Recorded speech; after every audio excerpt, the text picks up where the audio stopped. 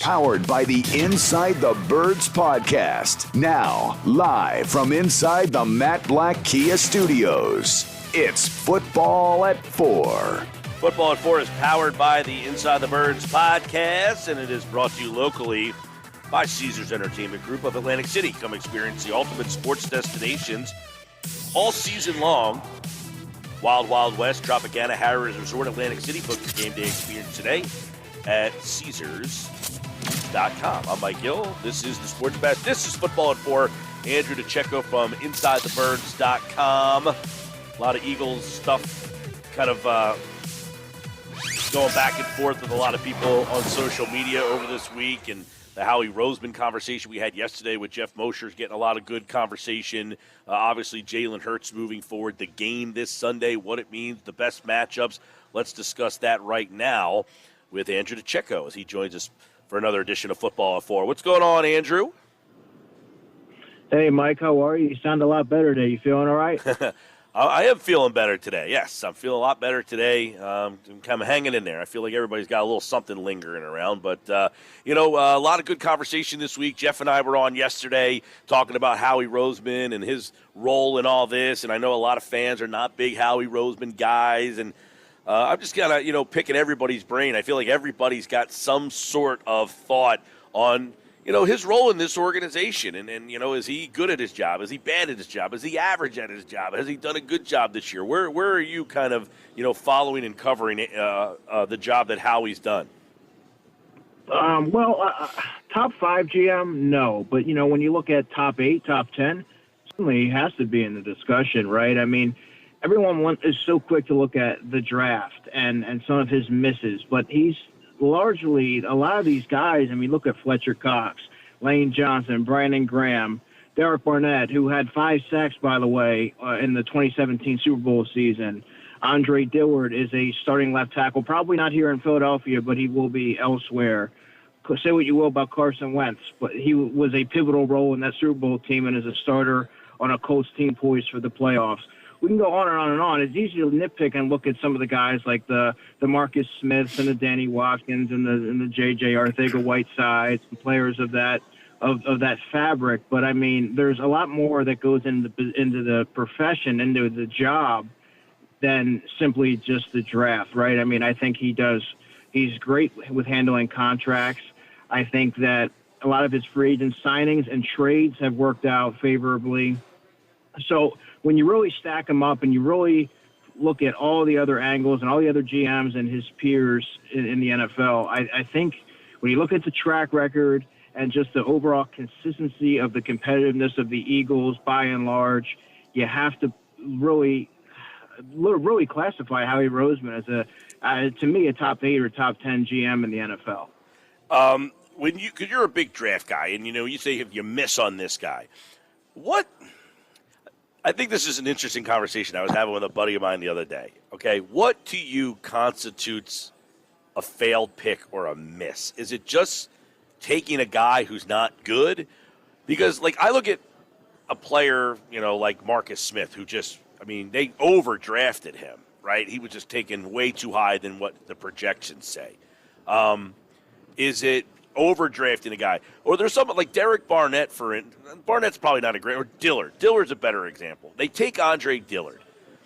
Now, there wasn't another player anywhere near Dillard, like an offensive tackle. They took a tackle. Like Rager, they take Rager and Jefferson's right there. That, to me, is an egregious miss because you took a player when another one who's probably more talented was available. Dillard, he hasn't really worked out, but it wasn't like there was another player around him at the same position. How do you kind of constitute a failed draft, concept? Well, in Dillard's case, I was particularly high on Titus Howard, the tackle from Alabama State, who Jeff Stoutland was really enamored with. They brought him in on a top 30 visit. He went and put him through his pro day workout. I really liked his athleticism. He transitioned to a guard with the Texans. He was a player that I liked there, but, the jury's still out on his upside and overall, where his trajectory. And then, but I would say when I look at a miss, Mike, I look at right position, wrong player, and that's happened a lot with the Eagles, where you're looking like for example, J.J. Arcega-Whiteside. You needed a wide receiver there. You also needed a safety there. I probably would have went the direction of Juan Thornhill, but nevertheless, he went with J.J. Arcega-Whiteside when there was a player like a DK Metcalf there, and obviously DK Metcalf didn't meet their specifications as far as a physical, but there was a lot of other confident receivers in that area that could have helped your team. That was a big miss. I particularly had J.J. Arcega-Whiteside raised a 4th-round pick. Nevertheless, when you look at these certain things, I sort of look at it as if there's other players that go on to really go and prosper and have these careers where they're making long-standing impact within their franchise at a similar position in which you missed. I mean, that to me is where I think it becomes egregious. Yeah, like, for instance, Derek Barnett. Now, he's been okay. I'm not going to sit here and say he's a complete bust. He's been a starter on a playoff team. Is he frustrating? Absolutely. Does he get dumb penalties? Yes. Is he a bust? Not necessarily. Has he been what you hoped? No. But there really wasn't another defensive end taken after him that I can remember anyway. Jonathan Allen was listed as a DN, but he's been kind of a tackle at the NFL level. There wasn't another defensive end. So, like, the Eagles' philosophy, we know, is to kind of build offensive line. So do you look at taking Derek Barnett? Like, is that a failed pick for you? Or is it just a guy, hey, he just didn't work out? No, it's not a failed pick because he was a contributor on a Super Bowl team. He's a competent NFL starter. Is he the ideal guy that's going to compile double-digit sacks year in and year out? Not at all. I mean, he is what he is, but he's a consistent player. And I think that, I mean, in the first round, you want to be able to get, first and foremost, somebody that you can rely on as an every game starter. If you're lucky, you hit on guys that have all pro potential and you know, even more accolades. But I think that has to still be considered a success. You nailed a guy who's still a starter, and he was a big time contributor in critical moments for this franchise. And then, you know, but you look at further down in drafts where you're looking to piece together certain depth players. So I look at last year when they took a Sharif Miller, when a guy who I really liked and who actually went on to, you know, be a pretty good rotational player in Charles Omenihu. So that's, you know, right position, wrong player situation. You take a Clayton Thorson when there's other developmental quarterbacks there, and now all of a sudden you have to you potentially have to overcorrect those mistakes down the line. So I think, you know, it's sort of been a mixed bag. Yeah. Now, we were having this discussion yesterday about, like, they take J.J. Arcega-Whiteside in the second round. He doesn't work out. The next year they take Rager. Now he doesn't work out. So then you take Smith. You know, is that saying that we made mistakes by the fact that they took Smith this year to compensate for Rager last year and Arcega-Whiteside? Like, do you think that was their way to say we made mistakes?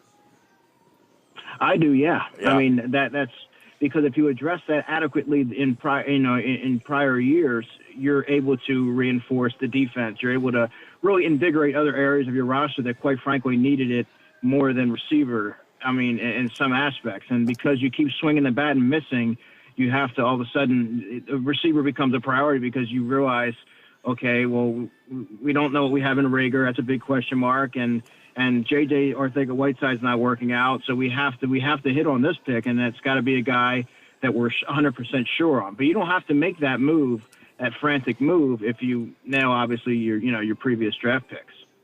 Yeah, because if you take Jefferson instead of Rager, do you then not have Smith this year? You know, like would you go right back and yeah? That's probably the way it goes. Yeah, I think if you have Justin Jefferson, then all of a sudden you're looking at addressing. If you want to address that, you're looking at maybe the third or fourth round to find a complementary option rather than having to go top 10 for a guy and go that route when you can maybe bolster your defensive end unit or get yourself a young corner or something like that, like a bona fide, really like a stud, like a Pat Surtain or somebody of that mold. I mean, then you're able to sort of do those different things instead of having to get a wide receiver. So the game this weekend, where are you on playing guys, not playing guys, preference, no preference? And do you have a feel of which way Nick Sirianni's going to go?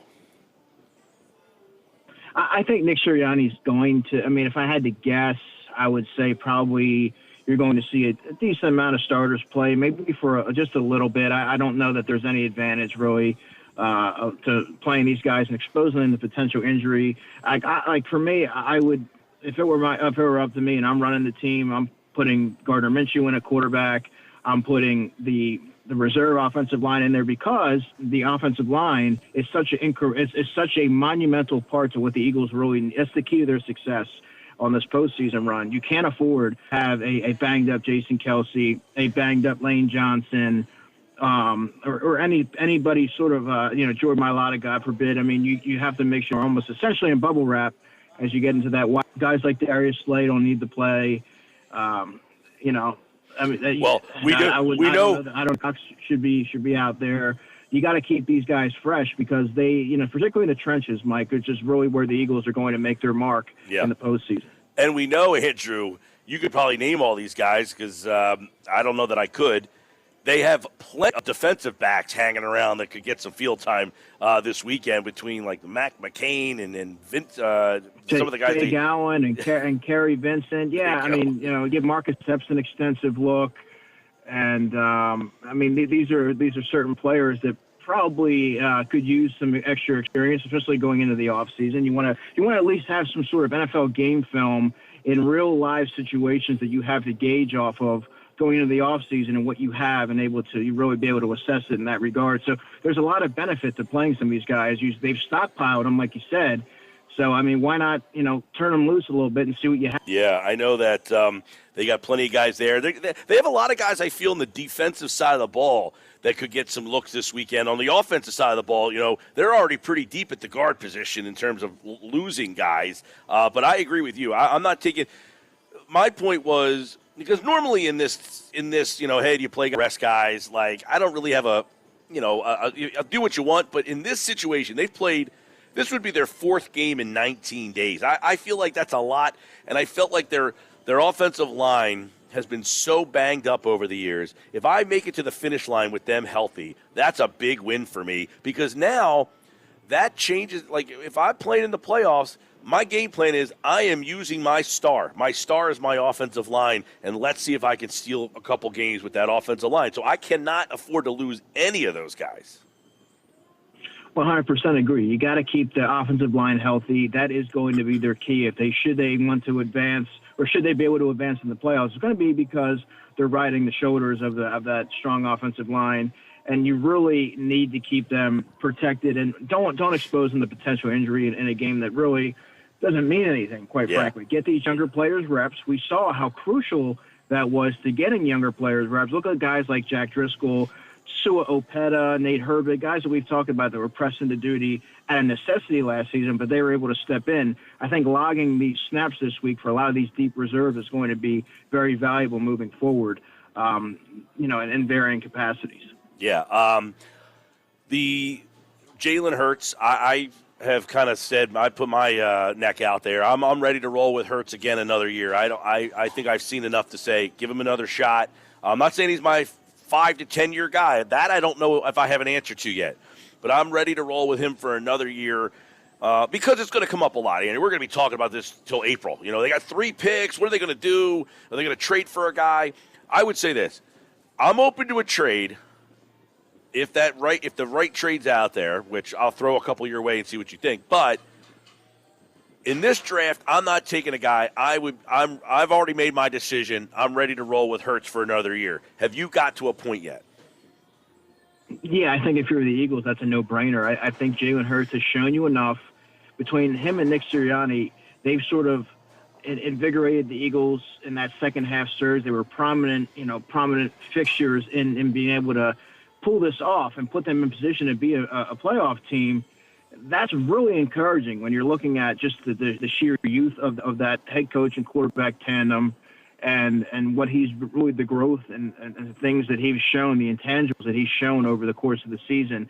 I think you can feel comfortable moving into next season with him as your quarterback and another year with Brian Johnson as his quarterback coach. And just the whole continuity of the coaching staff coupled with Jalen's mindset and overall demeanor and his command of the locker room, which I don't think is really looked at strongly enough the impact that he has and the respect that he has with the veterans there. I think moving forward, I mean, do we know if he's going to be a 5 to 10 year starter or a long-term solution? We don't know that yet. I don't think there's enough out there to make that determination, but I think he has shown enough, Mike. I agree with you that he should be the starting quarterback next season. Yeah, and, one of the things, I don't know, we haven't done a lot of deep dive into the quarterback, but it's not supposed to be a great quarterback class this year. Would you concur with that?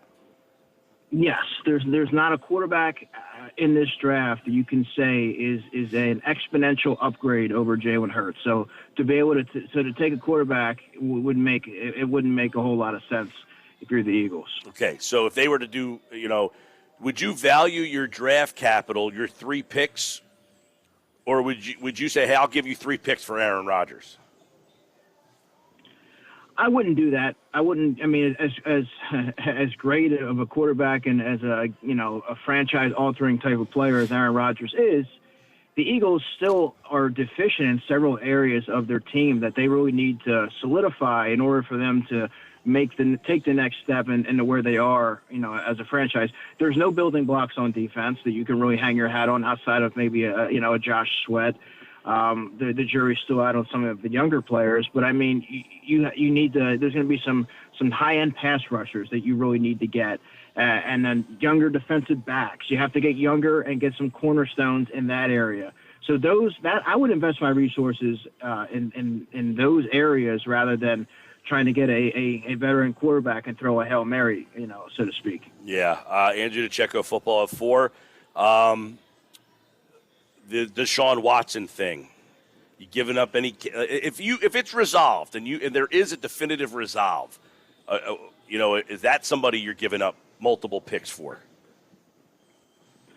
Well, let's say you do that. Okay. Well, the defense is still going to have its deficiencies and issues, right?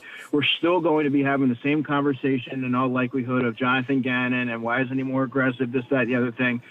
Well, it's because you traded all your ammo to get this quarterback in here. And I think when you do that, you severely limit your resources and what you're able to do with the rest of the roster. So I think that would be malpractice on their end to do that. As great of a player as Deshaun Watson is, as Aaron Rodgers is, as Russell Wilson is, it just doesn't make a whole lot of sense given where the Eagles are currently. All right, Andrew DiCecco. The last one, I guess, would be Russell Wilson. His name will come up, I guess, a lot. Again, my thing with Hurts, and I like Wilson a lot. He's 33. This is his 10th year. I'm almost wondering if Hurts is on a similar, is he this generation's Wilson, that guy who was drafted a little later? Wilson's even smaller than Hurts is. I mean, he's not even 6 foot. And not that Wilson was a late bloomer, and not saying that Hurts is a late bloomer. I think Hurts has more developing to do than Wilson needed to do. But would you make that swap? Would I, if I'm the Eagles, would I acquire Russell Wilson? Yeah, with draft picks. No, I wouldn't. Another player that significantly alters the offense, and you're able to do a number of different things, and he makes arguably one of the better offenses in football. But again, you still need complementary options on offense outside of Goddard and Smith. You still need defensive pieces. So I think that when you do that, you're exchanging the quarterback position for you're really compromising yourself when you get this all-world quarterback in there. You're not really able to balance out the roster and invigorate it with young talent to build off of. And in order to build yourself for long-term success, you have to be able to do those things. All right, Andrew. We don't know who's going to win Saturday night. We don't have the results for all the games yet. But when the Eagles play in their playoff game next weekend, whenever that is, Saturday, Sunday, or even Monday night they could play. There's a new playoff game on Monday night. Obviously, we don't know who they're going to play, but we've asked a lot this week, and we talked about earlier, it's the best matchup in your mind for them in the playoffs. I think actually you and I talked about this the other day. I think we were kicking around the Buccaneers or the Rams, right? So I think they're your two highest percentage options, right? The Buccaneers and the Rams, I think, your two highest percentages.